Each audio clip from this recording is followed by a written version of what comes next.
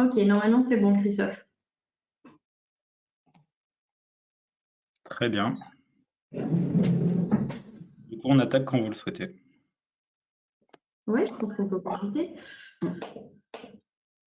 Donc, on va donc commencer. Donc, on va commencer par comment dire, faire une petite introduction toute simple. En fait, nous allons avoir Christophe Rodriguez, qui est directeur adjoint de l'IFPEB, l'Institut pour la performance du bâtiment. L'idée, c'est une alliance d'acteurs qui essaie de réfléchir et d'agir surtout pour justement permettre d'une manière non dogmatique, organisée et avec les acteurs du marché qui permettent de faire des économies d'énergie avec un intérêt particulier pour l'usage, pour la réflexion autour des occupants des bâtiments. C'est quelque chose d'important, l'humain, pour faire des économies d'énergie.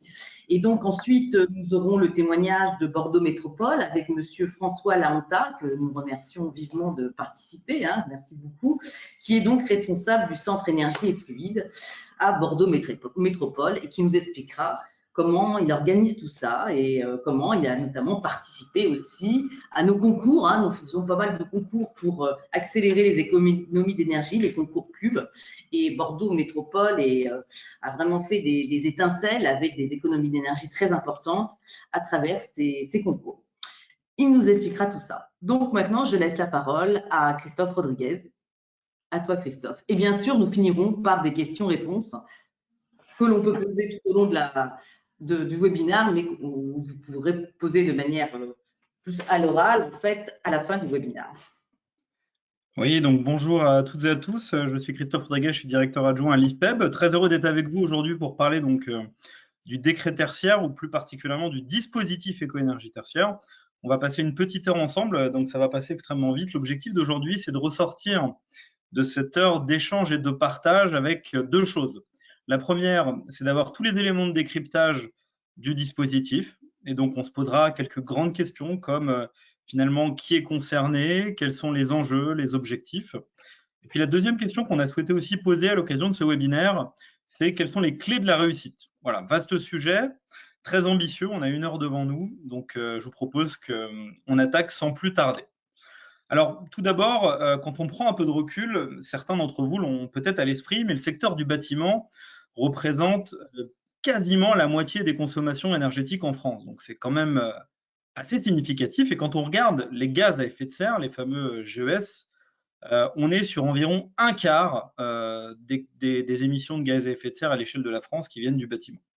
Donc le dispositif éco-énergie tertiaire, il va viser à impacter justement ces consommations d'énergie et ces émissions de gaz à effet de serre. Si on regarde plus particulièrement le parc tertiaire, puisque tout à l'heure on était sur l'ensemble des bâtiments en France, on a quasiment, on n'est pas loin du milliard de mètres carrés de bâtiments, on a 973 millions de mètres carrés, et il y a plus de 30% de la consommation de consommation d'énergie des bâtiments qui vient du secteur tertiaire. Donc voilà le périmètre d'application et voilà l'assiette de consommation d'énergie et de gaz à effet de serre sur lesquels le dispositif éco-énergie tertiaire va s'attaquer. Alors on a tendance à parler du décret tertiaire, voilà, on en parle assez souvent. Et déjà, pour commencer, première clé de décryptage, il est important d'avoir à l'esprit qu'on est plutôt sur un dispositif qu'un décret. Et ce, pour deux raisons. La première raison, c'est que quand on regarde un peu l'histoire et les différentes lois, décrets, arrêtés, on se rend compte que dès la loi Elan du 23 novembre 2018, on a commencé à parler de trajectoire de sobriété énergétique avec un seuil en 2030, un seuil en 2040, un seuil en 2050. En sont suivis un décret et deux arrêtés, je vais y revenir dans quelques instants. Et puis la deuxième, on aura l'occasion aussi de le partager pendant ce webinaire. On n'est pas juste sur des textes de loi, on a aussi des outils, dont une plateforme digitale, on aura l'occasion de l'aborder aussi, qui s'appelle Opera, que certains connaissent bien peut-être autour de la table. Et donc on n'est pas juste sur le décret tertiaire, et ça peut faire sens de plutôt parler d'un dispositif global qui a été prévu pour enclencher une trajectoire de sobriété énergétique sur les bâtiments tertiaires. Je vous ai remis ici les différents textes de loi, il y en a d'autres qui vont se succéder. Et à la fin de la présentation, qui vous sera évidemment partagée à l'issue du webinaire, je vous ai aussi mis les liens, voilà, très simplement pour que vous puissiez aller chercher décrets arrêtés en fonction de vos besoins. Vous le verrez aussi à certains moments dans la présentation, quand on vous donne des éléments de décryptage, À chaque fois, on vous rappelle le décret, l'arrêté éventuel concerné.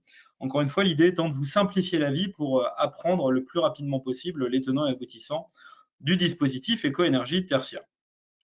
Allez, on attaque tout de suite avec premier élément de décryptage tout à fait essentiel finalement, qui est concerné et quels sont les objectifs. Alors, qui est concerné? Ça fait partie peut-être des premières innovations. J'aurai l'occasion d'en citer pas mal d'innovations réglementaires pendant ce webinaire. Beaucoup de monde est concerné. Hein. Le secteur tertiaire, ça n'est pas le primaire, ça n'est pas le secondaire. Donc, c'est très vaste. Hein. On retrouve à droite une liste qui est très vaste en fait de l'ensemble des bâtiments qui sont susceptibles d'être concernés par le dispositif. Et quand on rentre dans le détail, il y a plusieurs éléments à avoir à l'esprit. Le premier, c'est qu'on va voir l'ensemble des bâtiments existants. Et là, j'en profite pour vous faire une parenthèse. Il y a eu d'ailleurs un webinaire le 17 juin qui a été organisé par la DHUP pour faire un point d'actualité. Dans le cadre de la loi climat résilience, le Parlement, l'Assemblée nationale a adopté un amendement qui vient aussi faire basculer les bâtiments neufs dans le dispositif. Donc, l'ensemble des bâtiments existants et neufs, tertiaires, sont susceptibles d'être concernés. Ça, c'est le premier point. Le deuxième point, il y a un seuil de 1000 m², sachant qu'on va raisonner principalement en surface de plancher. Donc, tout bâtiment supérieur à 1000 m² est concerné par le dispositif. Et là, ça commence à devenir un peu complexe, c'est-à-dire qu'en réalité, sur la même unité foncière, on va sommer tous les espaces tertiaires, quel que soit l'utilisateur, quel que soit le propriétaire. Donc, à partir du moment où sur une unité foncière, la somme de toutes les surfaces tertiaires est supérieure au seuil de 1000 m², tout le monde est concerné. Donc, si au moment où vous nous écoutez, vous êtes locataire d'une surface de 200 m², vous vous dites, bah, moi, je loue 200 m², je ne suis pas concerné, eh bien que vous soyez preneur à bail ou propriétaire, vous êtes susceptible d'être concerné. Et si la somme des surfaces tertiaires sur la même unité foncière fait plus de 1000 m², vous êtes concerné. Troisième point, l'ensemble des activités sont concernées, publiques comme privées. Donc, que nous soyons propriétaires, preneurs à bail, un acteur public ou un acteur privé, vous êtes concerné potentiellement par le dispositif. Et donc, on va avoir une notion d'assujettissement. Vous allez être assujetti ou non assujetti au dispositif éco-énergie tertiaire. Et là, deuxième innovation, je vous l'avais promis, hein, je vous avais promis plein d'innovations. Deuxième innovation, il y a co-responsabilité entre le propriétaire et le preneur à bail. Traduction, que vous soyez propriétaire d'un volume ou utilisateur du volume, vous êtes co-responsable de l'atteinte des objectifs. Et donc là, on rentre dans une innovation qui est non négligeable. Le dispositif va donner des objectifs à atteindre sans préjuger des moyens. Et donc, le dispositif éco-énergie tertiaire va grandement favoriser le dialogue et le dialogue et le travail d'équipe entre, par exemple, propriétaire et locataire ou propriétaire et utilisateur, ça dépend du type de bâtiment. Donc voilà pour la première question, qui est concerné? Et on le voit, c'est extrêmement vaste, avec quelques clés de décryptage qu'on vient de partager ensemble. Deuxième question, quels sont les objectifs? Alors là, il y a un moyen mémotechnique, hein, c'est 30-40, 40-50, 50-60. En l'occurrence, il y a deux séries d'objectifs, sachant que vous n'avez pas la nécessité de choisir. Il ne faut pas choisir un objectif ou plutôt qu'un autre. Il faut s'organiser pour être en mesure de tenir un objectif ou potentiellement l'autre ou les deux. Alors, je vais prendre quelques instants pour expliquer ces séries d'objectifs parce que ce n'est pas forcément simple. Le premier objectif, c'est un objectif en économie d'énergie. D'ailleurs, tout à l'heure, on se posera la question mais de quelle consommation d'énergie parle-t-on? Et là, en l'occurrence, en 2030, il faut avoir réussi 40% d'économie d'énergie, 2040, 50% et 2050, 60%. Il existe néanmoins un deuxième objectif, où là, on va parler d'une consommation d'énergie seuil. On va parler pour les plus forts d'entre vous de la valeur absolue, d'une valeur absolue qui va être fixée chaque décennie. On va se dire, voilà, en 2030, c'est quoi le ratio de consommation en kilowattheure par mètre carré qui est la best practice, la meilleure pratique qui peut être atteinte sur différentes sous-catégories de bâtiments tertiaires. Et donc, on va se poser la question de, voilà, êtes-vous en mesure d'atteindre un ou les deux objectifs, sachant qu'il n'y a pas de choix à faire, l'objectif c'est de s'organiser pour en respecter un ou les deux. Et là, peut-être vous posez-vous la question, mais pourquoi est-ce qu'il y a ces deux objectifs? Pourquoi est-ce que finalement, dans certains cas, je suis susceptible de faire 40% d'économie d'énergie, et puis dans d'autres, je vais plutôt être sur une valeur absolue, voire peut-être même les deux? Donc là, il y a un schéma qui explique assez bien justement ces deux objectifs. Alors, brut de fonderie, il paraît un peu complexe, mais je vous propose qu'on le décrypte ensemble. Tout en haut, vous avez en orange le cas numéro 1. Imaginons qu'on parte d'un bâtiment avec un existant, avec un niveau de consommation assez significatif pour différentes raisons. À ce moment-là, on peut s'imaginer que l'objectif le plus simple à tenir, à atteindre, serait un objectif en économie d'énergie. Horizon 2030, on se donne l'objectif d'arriver à moins 40%. Et juste en dessous, vous avez un deuxième cas de figure, cas numéro 2, d'un bâtiment qui serait très performant. Si vous avez un bâtiment très performant, on peut se dire, bah oui, mais vais-je réussir à faire 40% d'économie d'énergie? Je suis déjà extrêmement performant. C'est difficile d'aller encore plus loin. Et c'est aussi pour cela qu'existe la fameuse valeur absolue. Et à gauche, vous voyez seuil 2030 en valeur absolue, c'est cette fameuse valeur absolue. Donc, si vous êtes dans le cas d'un bâtiment très performant, peut-être allez-vous vous inscrire dans le respect de la fameuse valeur absolue. Mais vous le voyez, le cas numéro 1 aussi peut potentiellement aller vers la valeur absolue. C'est aussi pour ça que je disais tout à l'heure, il n'y a pas à choisir. Vous n'avez pas à choisir si vous souhaitez faire l'un ou l'autre. Vous pouvez en respecter un ou les deux. Deuxième exemple intéressant du cas où vous pourriez aller vers la valeur absolue, le cas peut-être d'un bâtiment neuf, d'un bâtiment très performant, ou peut-être un bâtiment qui aurait subi un changement d'usage et sur lequel on aurait du mal à finalement comprendre les consommations passées du bâtiment pour calculer ces fameux 40% d'économie d'énergie. Donc voilà ce schéma qui vous illustre un peu les deux objectifs que j'ai mentionnés tout à l'heure. Un objectif où on va faire des économies d'énergie, donc en 2030, 40%. Puis un deuxième objectif qui consiste à aller chercher un ratio de consommation, fameuse valeur seuil, une valeur absolue. Et vous aurez dans quelques instants le décryptage de ces fameuses valeurs absolues. Donc on a vu ensemble qui est assujetti, la notion d'assujettissement. On vient de voir ensemble les objectifs. Et je vous propose qu'on poursuive. Alors, première question qu'on est susceptible de se poser. Oui, mais peut-être que dans certains cas de figure, c'est très, très, très difficile de faire ces économies d'énergie. Donc, existe-t-il des cas où on module, il y a des modulations d'objectifs? La réponse est oui. En l'occurrence, vous avez 3 cas de figure, 3 possibilités de modulation des objectifs. Le premier, ce serait des contraintes techniques, architecturales ou patrimoniales qui vous empêcheraient de faire les économies d'énergie. Un cas assez simple, c'est par exemple une situation liée à l'urbanisme. Par exemple, vous avez un bâtiment classé. Et dans ce cas-là, vous avez un certain nombre de travaux qui sont difficiles, voire impossibles de mener pour réussir à faire ces économies d'énergie. Dans ces cas particuliers, vous avez l'opportunité de faire un dossier technique. Le cas échéant, évidemment, le dossier technique n'est absolument pas une obligation. Il ne faut surtout pas se précipiter vers la réalisation d'un dossier technique. Mais en tout cas, si vous êtes dans des contraintes qui sont liées à l'environnement, des contraintes techniques ou patrimoniales qui vous empêchent de réaliser un certain nombre d'actions, à ce moment-là, il est possible, le texte prévoit la réalisation d'un dossier technique pour moduler les objectifs. Deuxième cas de figure, changement d'activité ou évolution du volume d'activité. Donc là, un exemple très simple, j'ai un bâtiment qui, pour une raison, une évolution d'activité, par exemple, est 2 fois plus occupé. Et là, vous allez peut-être avoir la tentation de vous dire, mais si mon bâtiment est 2 fois plus occupé, je vais consommer beaucoup plus. Donc, comment vais-je réussir à atteindre les objectifs du dispositif en ayant une occupation beaucoup plus forte? Les textes le prévoient, et notamment dans la plateforme Opérate, vous allez avoir la possibilité de renseigner des indicateurs qui s'appellent des indicateurs d'intensité d'usage, qui vont signaler le mode d'occupation, comment sont utilisés les mètres carrés, par exemple, que vous avez déclarés.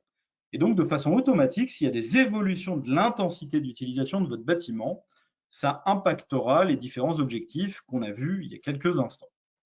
Et enfin, troisième cas de figure, la disproportion économique. Si pour des raisons diverses et variées, certaines actions nécessaires à mettre en œuvre pour atteindre les 40%, par exemple, d'économie d'énergie horizon 2030, génèrent des temps de retour très significatifs, voire aberrants, à nouveau, il est possible, mais ce n'est absolument pas une obligation, de faire un dossier technique pour demander une modulation d'objectifs. Tout ça, évidemment, donnant lieu à une justification et une étude expliquant en quoi les actions qui seraient nécessaires ne sont pas rationnelles parce qu'elles génèrent une disproportion économique. Voilà les différents cas de modulation des objectifs. Alors, on a parlé d'un objectif en valeur relative, 40% d'économie d'énergie. Et donc, pour calculer une économie d'énergie, il faut comprendre les consommations passées. Donc, il est prévu d'élaborer, de valider une situation de référence. C'est quoi une situation de référence? Concrètement, on va regarder dans le passé, sur une année glissante à partir de 2010, un volume de consommation. Et là, encore une innovation, je crois que c'est la troisième depuis le début, on va être sur des consommations en énergie finale. Ça veut dire quoi l'énergie finale? C'est celle qui est lue par les compteurs, notamment les compteurs de livraison. Et là, pour être encore plus clair, c'est celle que vous allez voir sur vos factures. Et donc, en l'occurrence, on va retrouver plein de consommations. On va avoir les consommations conventionnelles. Pour ceux autour de la table qui connaissent par cœur la réglementation thermique, pour les bâtiments neufs notamment, par exemple, mais aussi la RT pour les bâtiments existants. Vous connaissez peut-être les 5 usages réglementaires qu'on retrouve tout le temps, assez conventionnels: chauffage, refroidissement, éclairage, eau chaude sanitaire, et puis les auxiliaires de chauffage et climatisation et de ventilation. Avec le dispositif éco-énergie tertiaire, on regarde toutes les consommations. Donc, il n'y a pas que ces 5 usages. On va aussi, par exemple, avoir des usages liés à l'immeuble, des escalators, sécurité incendie, ascenseurs, donc CFO, CFA. Puis, il peut y avoir des usages spécifiques liés à l'activité proprement dite. Donc, on retrouve toutes les consommations. Certaines peuvent concerner les utilisateurs, d'autres les propriétaires. Et on est vraiment sur des consommations en énergie finale, celles qu'on va lire sur les compteurs. Donc là, l'une des premières étapes pour se lancer dans le dispositif, c'est de décider de définir une situation de référence. Et là, je vous ai mis le clin d'œil à l'arrêté méthode du 10 avril 2020 qui explique la méthodologie. Il va s'agir sur 12 mois glissants à partir de 2010, de décider d'une année, ça peut être 2010, 2011, 2012, 2013, qui vous semble être la plus représentative de vos consommations passées. Et ce sera cette base qui donnera lieu, par exemple, à la trajectoire moins 40% horizon 2030. Donc ça, c'est pour le calcul de l'économie d'énergie en relatif, les fameux 40% horizon 2030. Mais on a vu tout à l'heure qu'il y avait aussi potentiellement un objectif en valeur absolue, les valeurs seuil. Et peut-être que certains d'entre vous se sont dit, ouais, mais ces valeurs absolues, comment sont-elles calculées? Alors là, je préfère vous prévenir, vous allez un peu prendre peur, mais vous allez voir, c'est pas si compliqué. Dans d'autres arrêtés, donc on a l'arrêté valeur absolue 1, et vous le verrez tout à l'heure, je vous ai proposé un calendrier, on aura le 2, le 3. Par chaque sous-catégorie d'utilisation tertiaire, on va retrouver des petites calculettes. Les petites calculettes, là, vous avez par exemple sous les yeux l'impression d'écran d'une calculette pour les bureaux standards. Vous le voyez tout en haut. J'espère que la qualité du support est suffisante pour que vous puissiez le lire. Donc en fait, de façon très claire, rappelez-vous, tout à l'heure, on a dit 2 objectifs. L'objectif en pourcentage d'économie d'énergie, qui nécessite du coup d'avoir une situation de référence, pour se dire je vais faire 40% par rapport à cette situation de référence. Mais le deuxième objectif, c'est la valeur absolue. La valeur absolue, concrètement, va poser 2 questions. La première question est, quelle est la zone climatique? Donc là, vous retrouvez des zones, je ne vous ai pas mis les cartes, mais il y a des cartes avec des zones climatiques et l'altitude. Et en fonction de votre zone climatique et de l'altitude du bâtiment, du site sur lequel vous êtes, vous allez avoir un premier ratio de consommation qui est appelé dans les textes la partie CVC, chauffage, ventilation, climatisation. Donc en fait, pour décrypter, c'est une partie qui est liée au climat. Par exemple, si vous êtes en H1A à Paris, à moins de 400 mètres, vous avez potentiellement le droit, entre guillemets, d'aller jusqu'à 57 kWh par mètre carré. Alors le droit, oui et non, puisqu'on l'a vu tout à l'heure, c'est des objectifs à atteindre. Donc si d'aventure vous vous inscriviez dans le respect des valeurs absolues horizon 2030, vous avez un premier ratio de consommation qui est 57 kWh. Donc c'est une part de consommation qu'on estime liée au climat. Donc ça, c'est la première partie, c'est la partie supérieure du tableau que vous avez sous les yeux. La partie inférieure, vous voyez une deuxième composante. Donc on va sommer, on va aller plus loin que 57 kWh, qui est la partie qui est appelée dans les textes use. Donc là, c'est lié à l'usage. Et donc là, on retrouve la fameuse notion d'intensité d'usage avec pas mal de variables. Alors, je ne vais pas vous lire toutes les variables, mais concrètement, on va se poser la question d'indicateurs qui donnent une tendance sur le niveau d'occupation d'utilisation de l'espace. En l'occurrence, il y a une valeur par défaut qui est, par exemple, là, vous l'avez sous les yeux, 50 kWh par mètre carré. Donc, si vous êtes sur la valeur étalon de 50 kWh et que vous êtes en une zone climatique H1A inférieure à 400 mètres, vous avez 57 kWh pour le CVC, 50 kWh pour le use, donc 107 kWh par mètre carré. C'est un exemple, c'est un ordre de grandeur. Rassurez-vous, tous ces calculs-là seront automatiquement faits dans la plateforme Opérate, dont je parle dans quelques instants. J'avais juste à cœur que vous ayez à l'esprit qu'en prenant ce tableau, en se le mettant sur les genoux, finalement, c'est une calculette qui est assez simple à mettre en œuvre, qui peut paraître un peu austère comme ça de prime abord, mais on retrouve très simplement une partie liée au climat, une partie liée à l'utilisation, et ça vous donne le ratio de consommation. Donc si on résume, on a vu tout à l'heure qui est concerné, donc on a parlé un peu des assujettis par rapport au dispositif.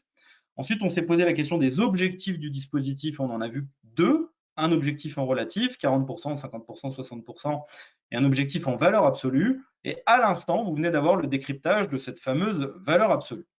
Alors prenons un exemple pour illustrer tout ce qu'on vient de se dire. Comme Nathalie l'a dit en préambule, l'IFPEB anime depuis plusieurs années un concours d'économie d'énergie.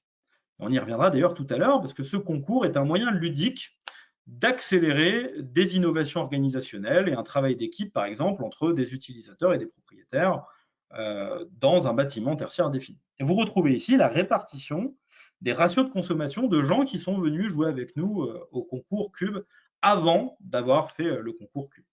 Et donc là, vous retrouvez une répartition. Donc par exemple, si vous prenez la tranche 0,50, on a 33 bâtiments qui, quand ils se sont lancés dans le concours, consommaient entre 0 et 50 kWh par mètre carré. Alors évidemment, vous l'avez compris, hein, maintenant vous êtes super expert parce que vous avez tout suivi depuis le début. J'imagine que vous vous êtes tout de suite dit, mais ça dépend du climat. Est-ce que ça consomme beaucoup ou pas? On ne peut pas répondre tant qu'on ne connaît pas le climat, et vous avez raison. Et la deuxième chose que vous vous êtes peut-être dit, c'est ça dépend de l'intensité d'usage. Un bâtiment qui est très occupé est susceptible de consommer plus qu'un bâtiment qui est très peu occupé, et vous avez tout à fait raison. Donc si on veut comparer des choses comparables, c'est deux super bonnes questions à se poser. Néanmoins, on constate que par exemple, l'année dernière, nous avions une valeur médiane de 175 kWh par mètre carré an. Donc, encore une fois, c'est un exercice de décryptage et de simplification. Imaginons que je sois propriétaire de ce parc de bâtiments, ce qui n'est absolument pas le cas, et je salue nos chers cubistes, et d'ailleurs on a un super cubiste qui va intervenir dans quelques instants. Mais imaginons que je sois propriétaire de ce parc de bâtiments, eh bien en fait, j'aurai la tentation de me dire que tous les bâtiments qui sont plutôt à gauche, peut-être que je respecte déjà la valeur absolue du dispositif. Voilà, en ordre de grandeur, et vous l'avez compris, ça dépend du climat, ça dépend de l'intensité d'usage. Ça n'est qu'une illustration. Ensuite, on peut avoir la tentation de se dire qu'il y a un certain nombre de bâtiments qui ont des ratios de consommation où peut-être suis-je proche de la valeur absolue. Et puis après, j'ai enfin la tentation de me dire que des bâtiments qui ont des niveaux de consommation beaucoup plus élevés, encore une fois, à voir en fonction du climat et de l'intensité d'usage, peut-être est-il plus réaliste de s'orienter du coup vers l'économie d'énergie en relatif. Voilà. Simple exemple et simple illustration de ce que peuvent donner justement cette logique de double objectif. Et je le dis, c'est la dernière fois, c'est promis, vous n'avez pas à choisir. L'enjeu est de trouver les leviers pour être en situation de respecter un ou deux quand on arrive dans une trajectoire horizon 2030. Voilà pour les objectifs.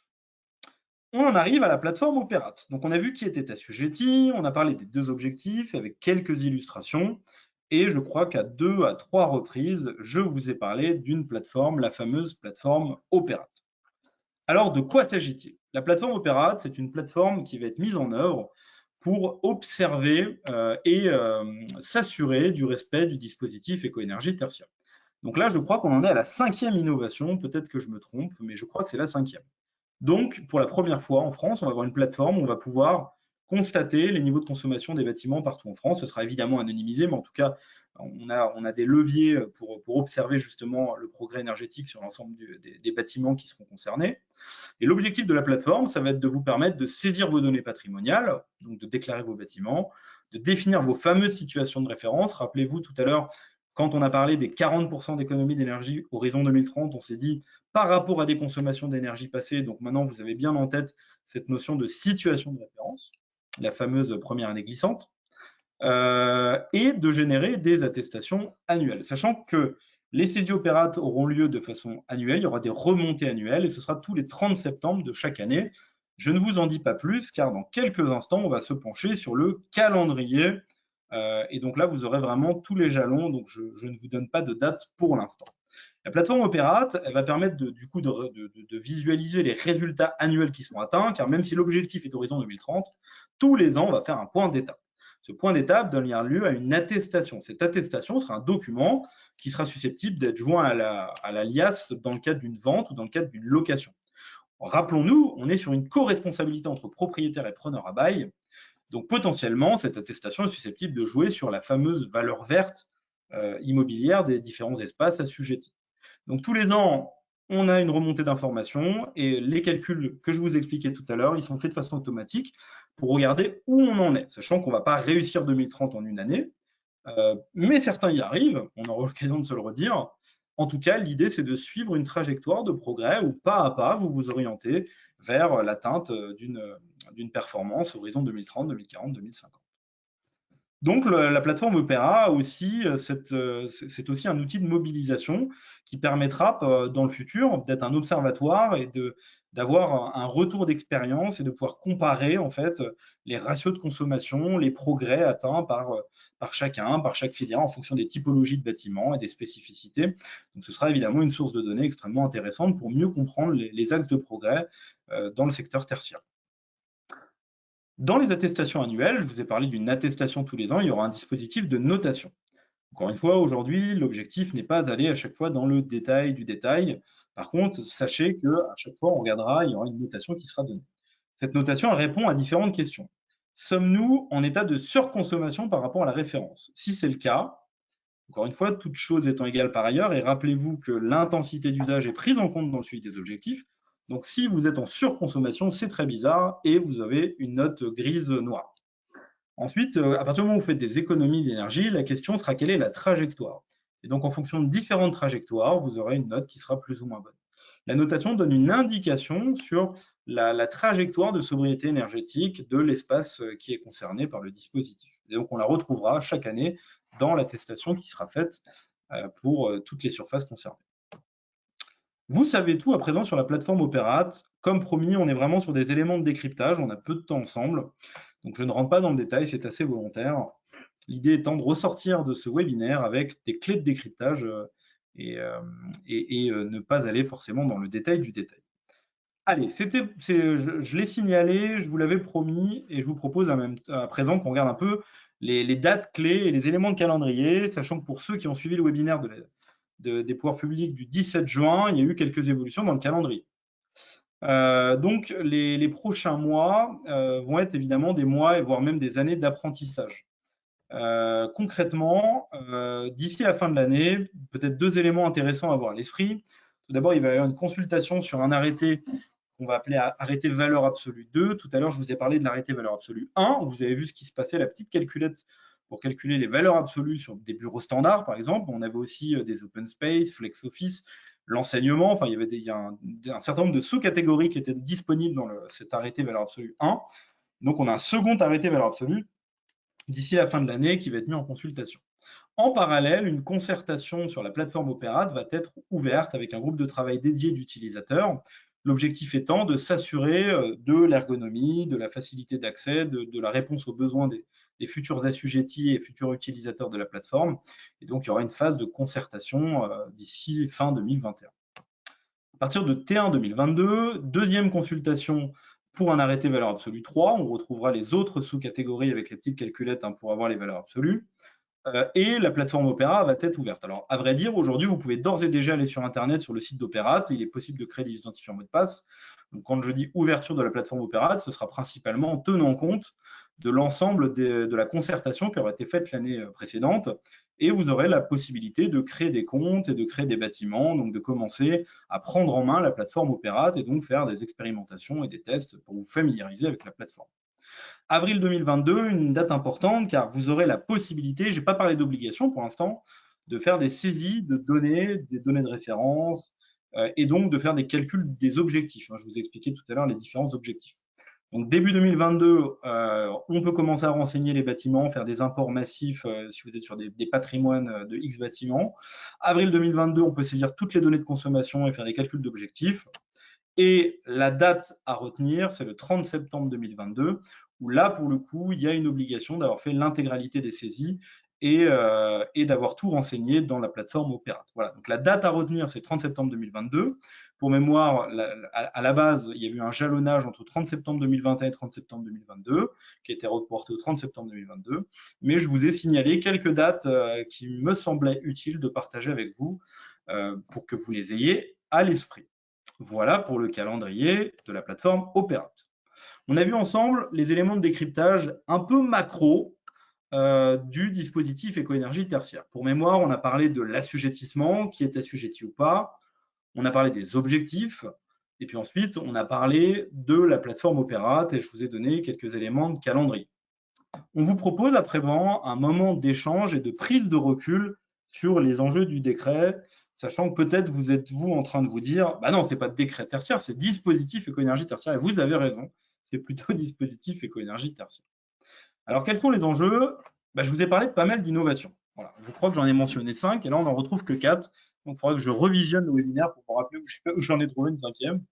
Vous l'avez compris, il y a une très grosse partie du parc tertiaire qui est concernée, environ plus de 70%, je n'ai pas les chiffres exacts.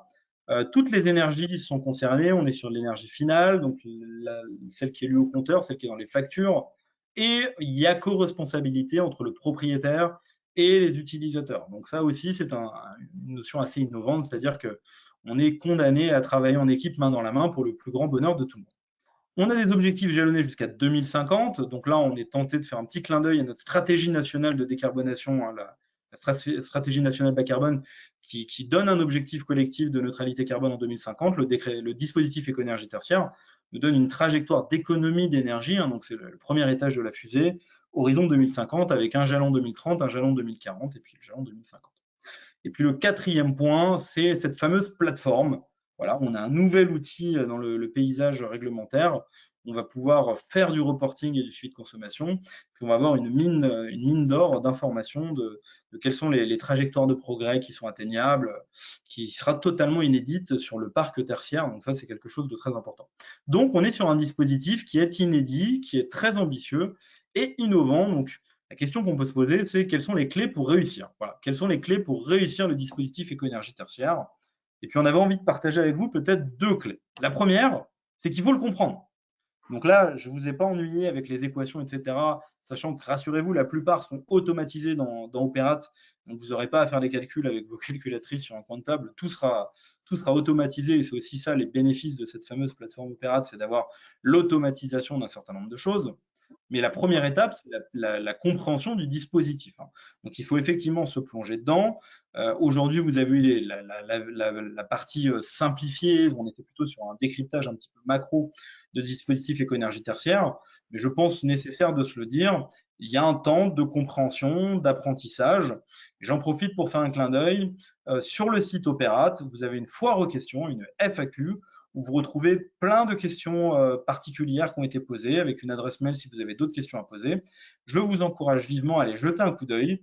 Très souvent, vos questions trouveront réponse. Voilà. D'ailleurs, peut-être qu'aujourd'hui, vous aurez des questions, peut-être que vous me collerez, et j'aurai la très grande tentation de vous encourager à aller sur le site d'Operate et aller voir la foire aux questions, parce qu'il y a beaucoup d'éléments de décryptage. Voilà. Sachant qu'il y a d'autres éléments pédagogiques qui seront mis en place prochainement par les pouvoirs publics. Donc ça, c'est peut-être le premier étage de la fusée pour réussir le dispositif, c'est d'avoir à l'esprit que c'est un dispositif innovant qui nécessite un peu de temps d'apprentissage et d'appropriation. À la fin de la présentation, je vous ai mis les liens pour tout ce que je vous explique. Donc, soit vous allez sur Internet, vous trouvez facilement le site Operate et la foire aux questions, soit je vous ai remis les liens à la fin. Mais ça ne suffit pas, car une fois qu'on a réussi à bien appréhender le dispositif éco-énergie tertiaire, et ben on se rend compte qu'il y a un enjeu de comment je mets en place un plan de progrès pour réussir le dispositif éco-énergie tertiaire. Et là, on avait à cœur de partager avec vous un petit abac que vous connaissez peut-être par cœur, qu'on a tous sur nos bureaux quand on lance des actions de performance énergétique, où en fait on retrouve une explication extrêmement synthétique du ratio entre je mène des bouquets d'actions de performance énergétique et en fonction des bouquets d'actions menés, je vais obtenir un temps de retour potentiel et des économies d'énergie potentielles, avec 3 grands leviers. Le premier étant plutôt sur des actions sur les usages. On est susceptible de penser que ça ne coûte pas très cher, que les temps de retour sont élevés, mais qu'on a des gisements d'économie qui sont quand même assez faibles. Et puis si on regarde tout en haut, le plus gros levier d'action, les gros bouquets énergétiques, c'est les rénovations globales, où on va aller jusqu'à travailler sur l'enveloppe du bâtiment, par exemple isoler le bâtiment, changer les menuiseries. Et là, on est susceptible d'avoir des niveaux d'investissement qui sont très significatifs et donc potentiellement des temps de retour très élevés. Donc ça, c'est un abac qui nous a guidés, qui est extrêmement pratique et bénéfique, parce qu'il donne un cadre, un socle de pensée pour bâtir des feuilles de route. Et souvent, on entend, du coup, en fait, finalement, le dispositif éco-énergie tertiaire, c'est assez simple. On a des ratios d'investissement, on sait qu'on a un certain nombre de mètres carrés, donc on a des ratios en euros par mètre carré. On sait que si on veut réussir à faire 40% d'économie d'énergie, il faut activer la dernière bulle bleue tout en haut à droite, que ça coûte 100, 200, 250 euros du mètre carré, peut-être plus. Et donc, je fais fois les mètres carrés et le décret, le dispositif, c'est super facile. En fait, il faut de l'argent. Voilà, c'est un sujet principalement d'investissement. Et donc, la question est qui paye, comment on s'organise. Alors, moi, je ne vais pas dire non à ça, parce qu'il y a une grande partie des éléments de décryptage qui sont pas idiots dans ce raisonnement. Mais par contre, on le voit, à l'ISPEB, on anime un concours d'économie d'énergie depuis de nombreuses années, où on travaille vraiment sur la coopération entre chacune des parties prenantes, l'exploitant, l'utilisateur, le propriétaire. Et en fait, on a la tentation de se dire que ce n'est pas si simple. Pourquoi? Parce qu'on se rend compte que parfois, cette coopération et ce travail sur les usages peut être source d'économies d'énergie qui sortent complètement des sentiers battus. Et donc, on souhaitait apporter cet éclairage-là aujourd'hui dans le cadre de la réflexion sur le deuxième étage de la fusée, qui est comment je réussis le dispositif éco-énergie tertiaire. Et là, beaucoup de questions se posent. Et en l'occurrence, on constate, et là, ça peut peut-être vous surprendre, que dans le cadre du concours CUP qu'on anime depuis plusieurs années, certains font plus que 40% d'économie d'énergie en un an. Et là, on est tenté de se dire, comment ont-ils fait pour faire une isolation globale de leur bâtiment en un an? Non, ils n'ont pas fait d'isolation globale de leur bâtiment en un an. Ils ont mené un certain nombre d'actions court terme. Donc, il peut y avoir certaines actions avec des travaux, mais des travaux, on va dire, légers avec temps de retour très élevé. Et on se rend compte, en fait, que ce type d'action, où on travaille très fort sur l'usage, on travaille très fort sur l'organisation, sur comment on se répartit les rôles et comment on se serre les coudes pour aller chercher de la performance énergétique. Et on est toujours bluffé de voir, ça fait 5 ans qu'on anime le concours, puis on se rend compte qu'il y en a certains qui défient le palier 2030 en un an et qui arrivent à des niveaux de performance énergétique qui sont très significatifs. Voilà pour la première partie, c'est aller un peu vite. On a essayé de partager avec vous quelques grands éléments de décryptage du dispositif en une trentaine de minutes. On espère que ça vous a donné vraiment les clés pour avoir les grands piliers du dispositif éco-énergie tertiaire. Et puis on souhaitait à présent ouvrir les chakras des uns et des autres sur, est-ce que le dispositif éco-énergie tertiaire, c'est uniquement une histoire d'investissement?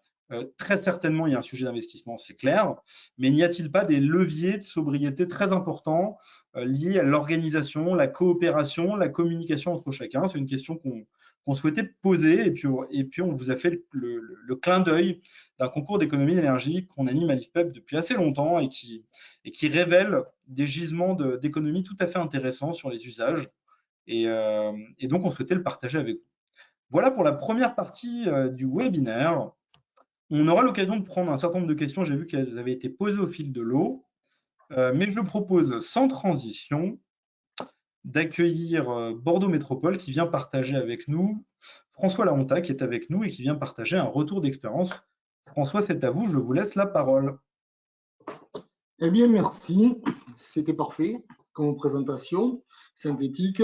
Donc, je suis François Lahonta, je suis le responsable du Centre Énergie et Fluide au sein de la direction des bâtiments de Bordeaux Métropole. Et cette direction des bâtiments est plutôt une direction transversale qui permet de pouvoir agir sur les bâtiments de Bordeaux Métropole et des villes qui ont mutualisé dans le cadre de la loi MATTAM et pour lesquels, je dirais, nous faisons des études. Nous conduisons les opérations de construction neuve ou de grosses rénovations. Et nous avons aussi toute la partie maintenance, exploitation, avec quand même comme fil conducteur commun à tout ça, la performance énergétique des bâtiments. Et donc, au niveau du centre, notamment, on est assez dépositaire de certaines actions sur la performance énergétique, puisqu'on gère à la fois l'exploitation CVC des bâtiments, et nous avons aussi une cellule qui s'appelle l'Académie Climat-Énergie. Et cette Académie Climat-Énergie, c'est Sylvie de Montgolfier qui la pilote, qui est la mise en place de correspondants énergie dans les différents bâtiments que l'on peut avoir en gestion et qui permet, je dirais, de mettre en place des éco-gestes dans ces bâtiments-là et d'avoir des référents qui nous servent de lien ou de courroie de transmission entre les objectifs que l'on peut avoir en termes de réduction de consommation et les actions que l'on doit mener, notamment au niveau des usages. Concernant le CUP 2020, eh bien, en fait, c'est l'hôtel Bordeaux Métropole que nous avons fait rentrer dans la compétition, entre guillemets. C'est un bâtiment qui reçoit à peu près 750 agents, qui représente à peu près 44 000 mètres carrés chauffés et qui a une consommation annuelle de référence sur laquelle on était parti, qui est proche de 4 gigawattheures par an, et c'est du tout électrique. Donc, comment il a fallu mettre en place cette démarche, CUP 2020. Cette démarche, bon, je dirais, nous avons été à l'initiative à l'Académie Climat-Énergie de telle manière à solliciter la maîtrise d'ouvrage qui est propriétaire, entre guillemets, du bâtiment Hôtel Bordeaux Métropole. Et à la suite de notre intervention, cette maîtrise d'ouvrage a souhaité participer au challenge CUP 2020. Donc, suite à cet accord, la maîtrise d'ouvrage a informé les 750 agents de cette démarche-là. Donc ça, c'était déjà le premier point en termes de communication. Le terme a été employé tout à l'heure, je pense qu'il est important. Et nous avons mis en place une réunion de lancement avec la présence d'élus qui permettait, je dirais, aussi de pouvoir asseoir cette démarche-là dans le cadre de ce challenge.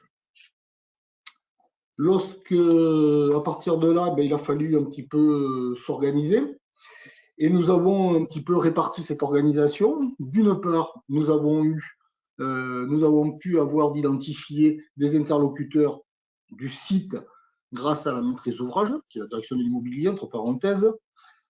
Nous avons aussi eu une autre organisation, c'était l'animation du personnel via l'Académie Climat-Énergie, puisque nous avions une certaine expérience en la matière.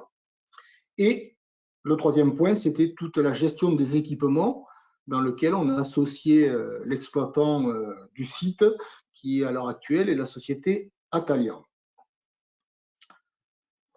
Concernant l'animation, nous nous sommes organisés en créant une Green Teams, c'est-à-dire qu'en fait, on a appelé au volontariat et nous avons donc eu des réponses de gens ou d'agents du site. Nous avions associé l'exploitant et de cette Green Teams, je dirais, il a été décidé de pouvoir sortir des idées de l'animation et des actions que l'on pourrait réaliser sur l'usage du bâtiment. Donc, les quelques actions qui sont ressorties, je vous donne les principales, mais je dirais que c'est quasiment toutes. Nous avons mis en place des réunions de vulgarisation des équipements techniques. C'est-à-dire, en fait, finalement, il y a beaucoup d'agents qui sont dans des bâtiments mais qui ne savent pas comment s'appellent certains équipements et surtout à quoi ils servent. Donc, on a fait cette vulgarisation avec l'aide de Naemo, du reste. À la suite de ça, on a organisé aussi des visites techniques pour les agents. Donc, ça permettait aussi de voir quels étaient ces équipements et un petit peu comment l'énergie était distribuée dans le bâtiment. Nous avons mis en place aussi une boîte à idées qui était en fait un gros cube, ce qui tombait bien avec cube 2020, et sur lequel, je dirais, chacun pouvait déposer des éléments complémentaires aux idées ou aux actions que nous avions pu déterminer à l'occasion de la création de la Green Teams. Nous avons mis en place un quiz pour les personnels. Donc, je dirais que ça a été relativement simple au niveau du quiz, hein, c'est-à-dire on leur demandait par exemple qu'est-ce que c'était le concours au Cube 2020, qu'est-ce que ça leur disait, de trouver un type d'éco-geste parmi une proposition, de pouvoir savoir quelles étaient les températures de consigne en été ou en hiver. Donc voilà, c'était un petit quiz qui permettait un petit peu de faire rentrer les agents dans ce challenge. On a par la même occasion créé un site intranet Cube20 qui notamment permettait de pouvoir suivre les consommations et son évolution, bien évidemment, et en même temps de mettre en ligne des fiches éco-gestes qui, je dirais, ces fiches éco-gestes étaient sur différentes thématiques, par exemple sur les luminaires et l'éclairage, sur l'informatique, éteindre son PC, gérer ses mails, de telle manière à ne pas pouvoir à essayer de limiter un petit peu la charge au niveau des serveurs, la gestion des photocopies, la gestion des chargeurs de portables ou autres, de telle manière à pouvoir savoir les débrancher quand il fallait, sortir de son bureau, fermer la porte. Bon, voilà. Et en même temps, je dirais d'avoir un point d'entrée pour tout ce qui est dysfonctionnement au travers d'un centre d'appel qui était relié directement sur une GMAO. Voilà un petit peu les types d'éco-gestes et les types de fiches que nous avions sur notre intranet.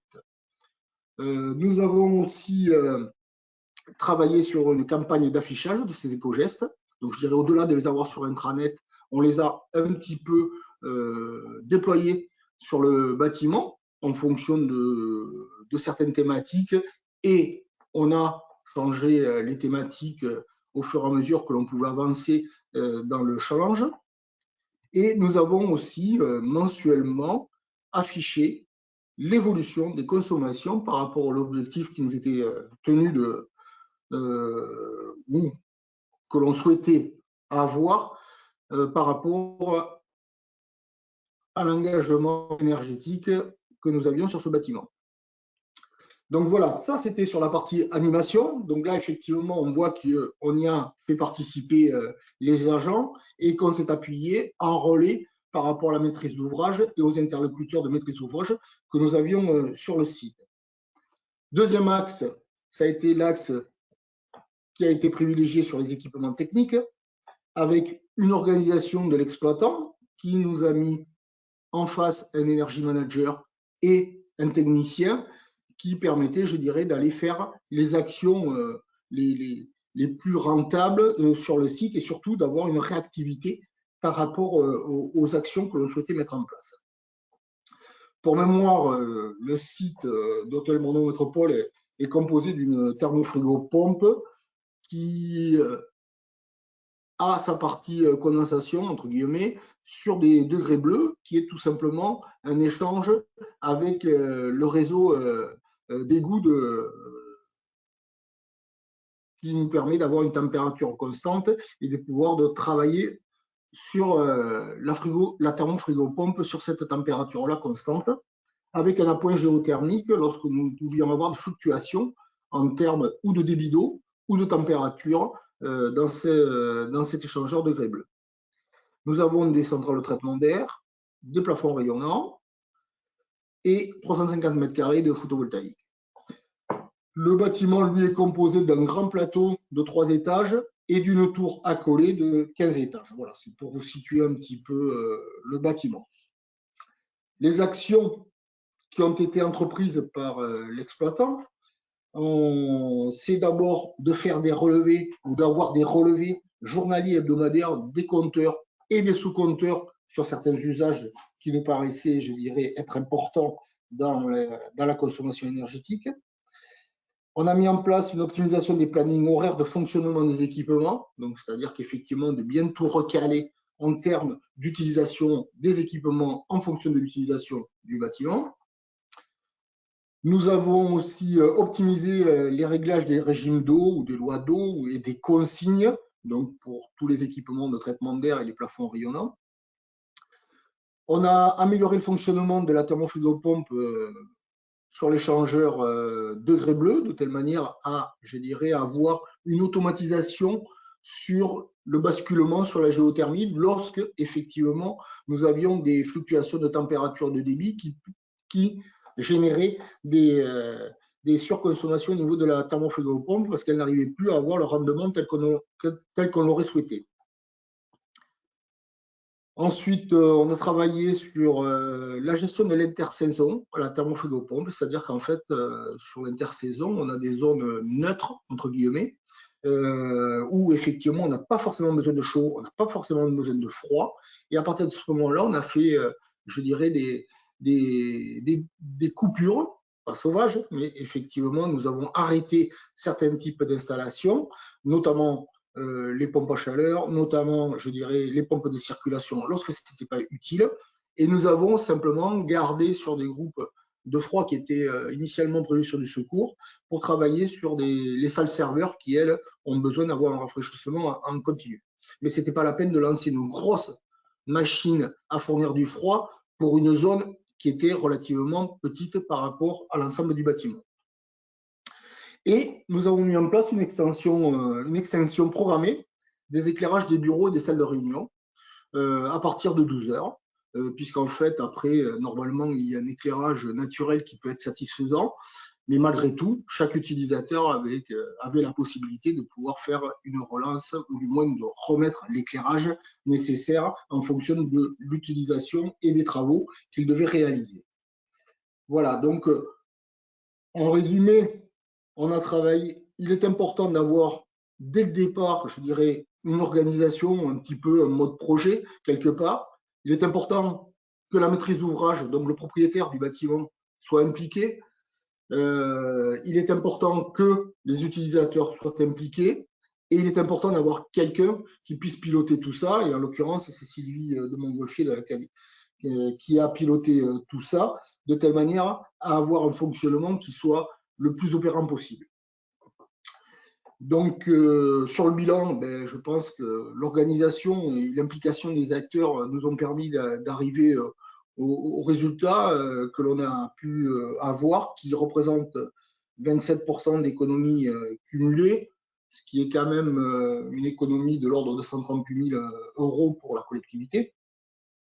On a fait moins 29% d'économie de CO2, pardon, et je dirais, chose assez intéressante, c'est que derrière ça, on a eu un retour positif de la part du personnel, ce qui permet, je dirais, d'avoir lancé la machine au travers de QBM20 et de essayer maintenant de capitaliser sur cet investissement qui a été fait pour les années futures, puisque, je dirais, l'utilisation du bâtiment reste quelque chose qui doit être animé de façon permanente.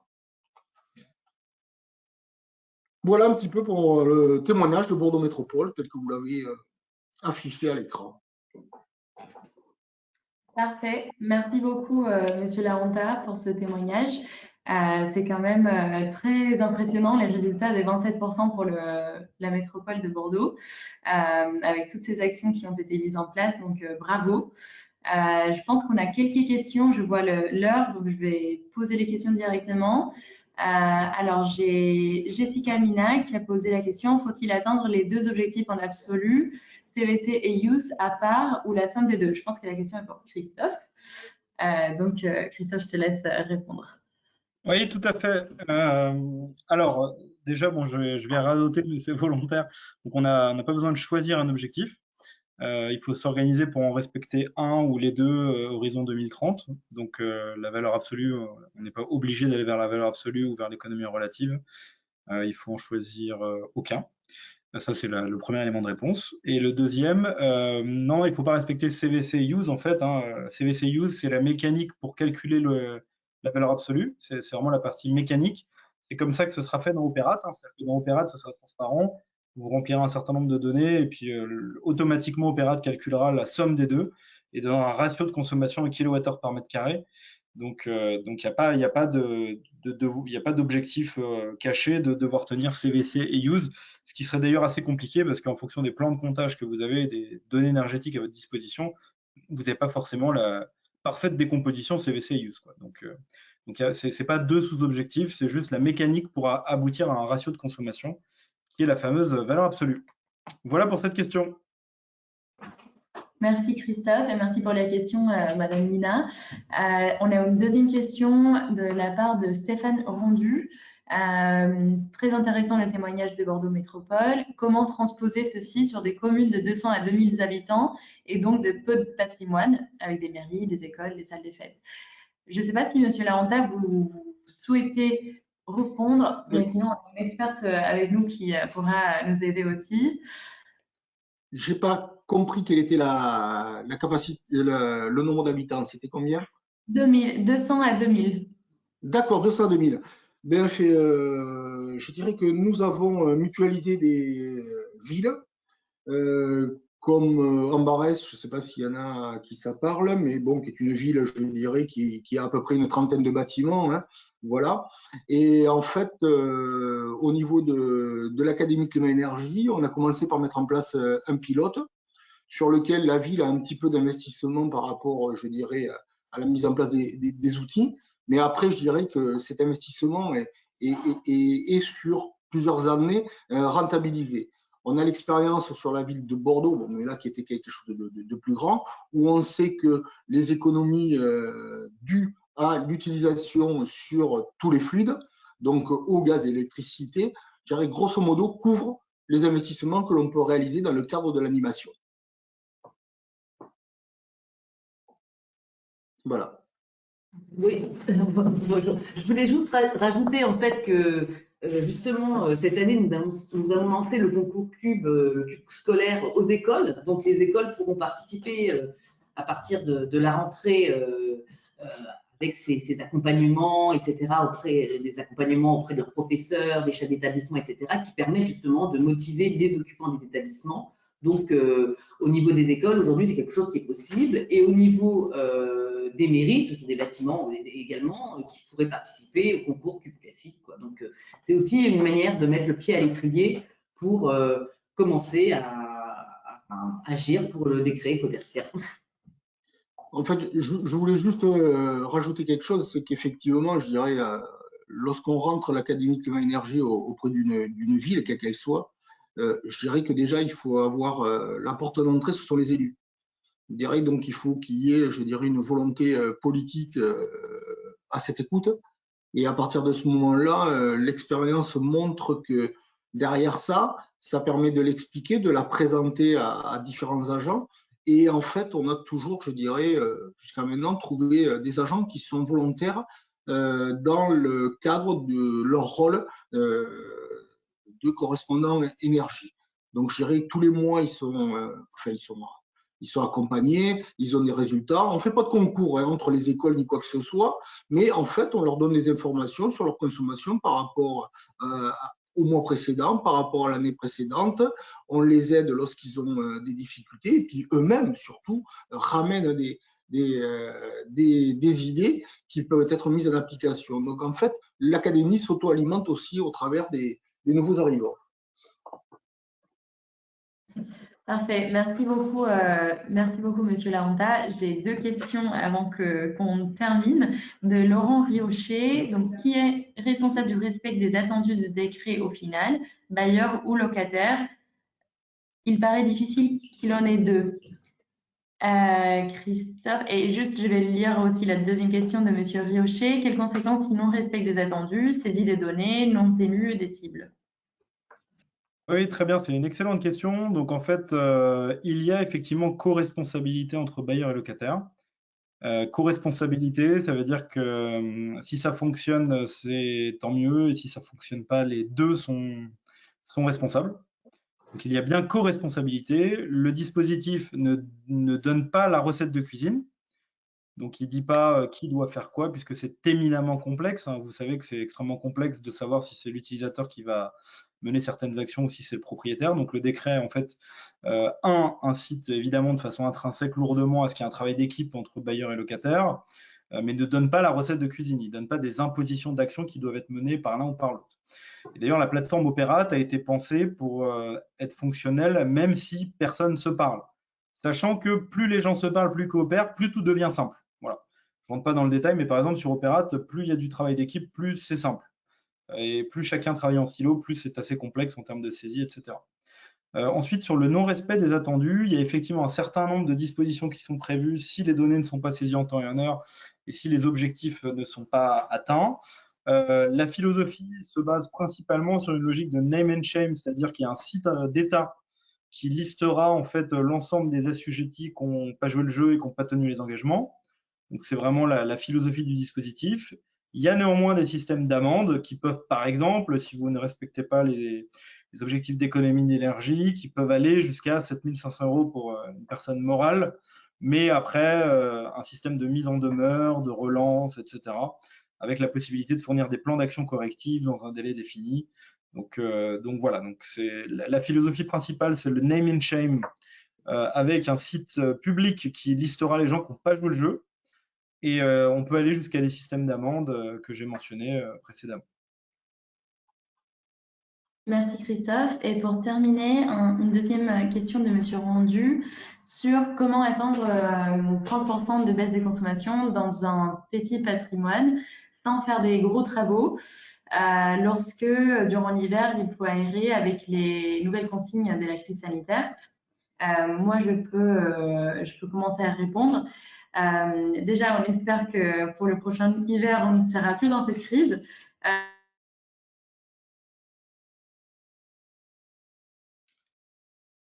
Alors, Amanda, j'ai l'impression que ça a coupé.